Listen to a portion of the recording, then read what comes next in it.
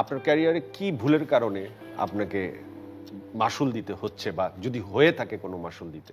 Alexander বো, action hero Alexander বো, কেমন আছেন ভাই? আপনার অনেক ছবি আমরা দেখেছি। একটা সময় অ্যাকশন হিরো রুবেল ভাইয়ের পরপরই আপনাকে আমরা পেয়েছিলাম চলচ্চিত্রে, তারপর হঠাৎ হারিয়ে গেলেন কেন? হারিয়ে যাওয়া না, মানে নিজে কিছুটা পিছিয়ে যাওয়া। পিছিয়ে কেন গিয়েছিলেন? চলচ্চিত্র পলিটিক্সের কারণে, না নিজের যোগ্যতার অভাবে?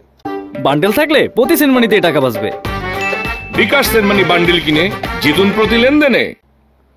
যোগ্যতার অভাব থাকলে তো ব্যস্ত থাকতাম না, ওটা তখনই হয়তো হারিয়ে যেতাম নিজের কারণে। এখন যে চলচ্চিত্র আপনি দেখছেন আর যে সময় আপনি অভিনয় করেছেন, তার মধ্যে কি পার্থক্য আপনার চোখে পড়ে? পার্থক্যের মধ্যে আমরা হয়তো অনেক কিছু দেখে কাজ করিনি, গল্প পেয়েছি, কাজ করেছি। তখন সিনেমা দেখতো সবাই, এখনও সিনেমা দেখে। ভালো ছবি যেগুলো গ্রহণ করে, যেগুলো ভালো ছবি না সেটা দর্শক ছুঁড়ে ফেলে দেয়। তখন কারা গল্প লিখতেন, তারা কোথায়?